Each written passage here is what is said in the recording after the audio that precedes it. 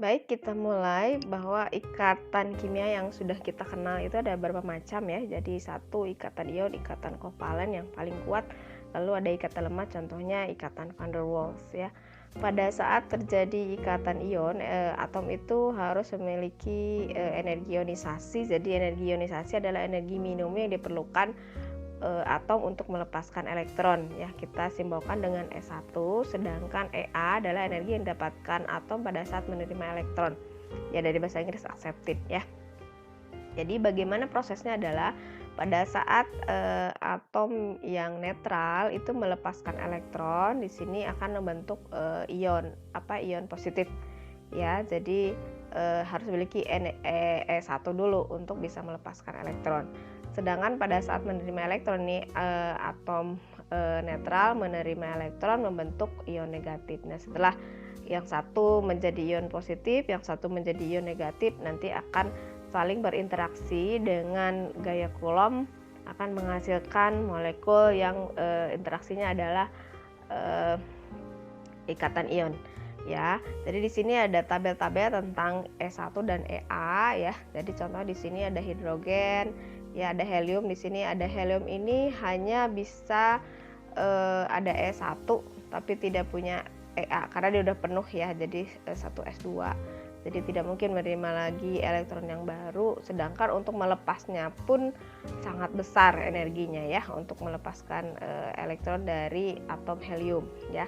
Jadi ini termasuk gas mulia. Gas mulia ini contoh yang lain ini adalah neon ya. Neon juga sama karena ini sudah penuh, P-nya sudah 6, jadi tidak bisa menerima lagi dan untuk melepaskan juga besar ya. Jadi hampir tidak bisa berinteraksi dengan yang lain. Ya, jadi ini lalu contoh-contoh yang lain, misalkan di sini ada litium. Litium ini 2s1. 2s1 dia memiliki energi untuk melepaskan lebih kecil daripada menerima, sehingga dia akan lebih mudah melepaskan elektron daripada menerima ya. Ini termasuk yang bisa melepaskan ya, logam contohnya. Lalu misalkan ini ada oksigen. Oksigen ini memiliki E1-nya 2,18 dan ini cenderung menerima ya, karena dia kekurangan elektron sebanyak 3. Jadi cenderung menerima ini lebih kecil energinya daripada melepaskan. Ya, jadi Anda bisa lihat dari tabel ini kecenderungan sebuah atom untuk menerima atau melepaskan elektron tergantung dari S1 dan Ea. Contoh dari ikatan ion adalah Li dan LiF ya, antara Li dan F. Ya, jadi ikatan ion terjadi karena kutub positif dan kutub negatif dari ion positif dan ion negatif bergabung sehingga terjadinya perpindahan elektron. Jadi di sini ada poinnya adalah ikatan ion itu ada perpindahan elektron. Jadi yang satu memberi, yang satu menerima. Ya, jadi yang satu kelebihan, yang satu kekurangan. Jadi di sini contoh adalah Li. Ya, ini kalau Li yang yang netral itu memiliki 3 proton dan 3 elektron. 3 elektron dibagi dalam 1s2 dan 2s1. Di sini S itu kan maksimal itu 2 ya, 2 elektron. Sedangkan di sini kecenderungannya Li itu adalah melepaskan elektron. Nah, sedangkan F itu adalah 9 elektron, 9 proton dan 9 elektron, terdiri dari 2s2, 1s2, 2s2, 2p2 ya, 2px2, 2py2 dan 2pz1. Jadi di sini cenderung adalah kekurangan elektron ya. Jadi energi untuk menerima itu lebih kecil daripada melepaskan ya, sehingga ini pada saat membentuk LiF itu Li itu menjadi ion positif, F itu menjadi ion negatif ya, sehingga ada pemberian elektron ini dilepaskan oleh Li ya, membentuk ion positif, lalu diterima oleh F yang menjadi ion negatif, sehingga bergabung menjadi LiF ya, karena adanya interaksi ion antara Li dan F. Ikatan yang kedua adalah ikatan kovalen. Jadi tadi kalau ikatan ion itu cenderungnya antara logam dan non logam. Jadi logam yang melepaskan elektron, non logam yang menerima elektron. Jadi biasanya untuk reaksi ion ya. Jadi sekarang reaksi antara non logam dan non logam, contohnya atau logam dengan logam. Jadi kalau dua-duanya kekurangan, dua-duanya kelebihan, apa yang terjadi ya? Jadi sedangkan tapi kalau seperti tadi gas mulia itu sama sekali tidak akan menerima ya. Tapi kalau dua-duanya logam masih ada kemungkinan ya, karena tadi masih ada energi untuk menerima pun masih ada gitu ya. Sedangkan untuk yang non logam untuk melepaskan itu masih ada. Tapi apa yang terjadi? Apakah terjadi pertukaran elektron? Ternyata kalau dua-duanya kekurangan, dua-duanya ini contoh misalkan potensial masing-masing atom cukup kecil sehingga tidak memungkinkan terjadi transfer elektron, maka ikatan kovalen yang terjadi. Jadi namanya ikatan kovalen. Tidak terjadi pertukaran elektron karena contoh misalkan untuk yang non logam itu yang kecenderungan menerima sama-sama kekurangan elektron apa yang mau diberikan, sehingga mereka saling sharing untuk menggunakan elektron secara sama-sama ya. Jadi ini contoh antara H dengan F. H ini satu elektron, di sini ada F, di sini ujungnya di sini adalah kekurangan elektron juga satu ya. Jadi caranya adalah H ini adalah satu, jadi kalau ini kan S ini maksimum 2 ya. Jadi ini untuk memenuhi maksimum adalah kekurangan satu, ini untuk maksimum kekurangan juga satu. Maka yang H menggunakan sama-sama menggunakan elektron yang sama untuk F ya.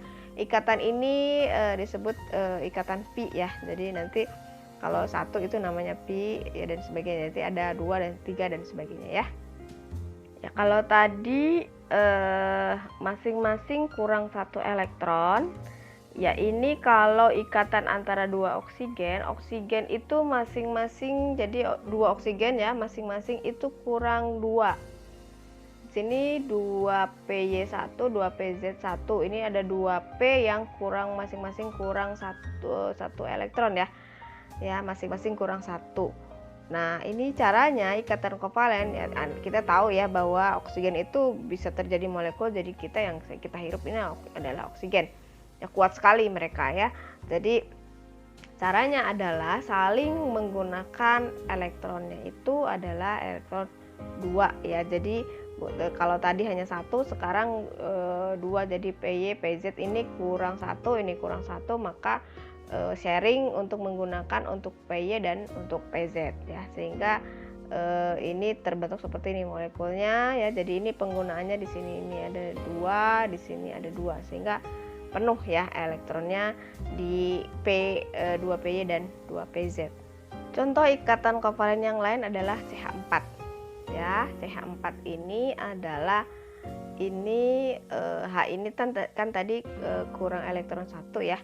Sedangkan C kurangnya adalah 4. Jadi untuk penuh itu dia butuh 4. Nah, sehingga untuk menjadi stabil ya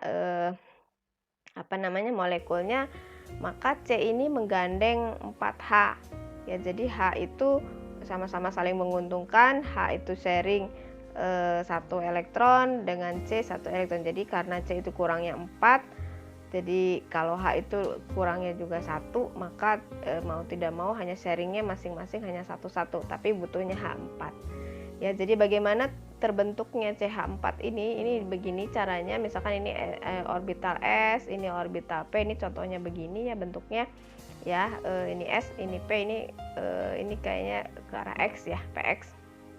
Lalu ini kalau bergabung S dengan P ini bentuknya begini ya, atau begini.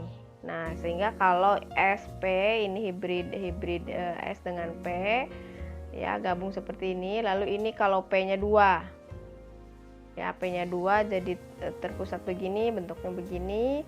Lalu ini kalau P-nya 3. Kalau ini ya, ini adalah ini 4 ya. Jadi di sini ada C, ada H, ujung-ujungnya H, ada 4 ya. Oke, untuk H2 atau air ya.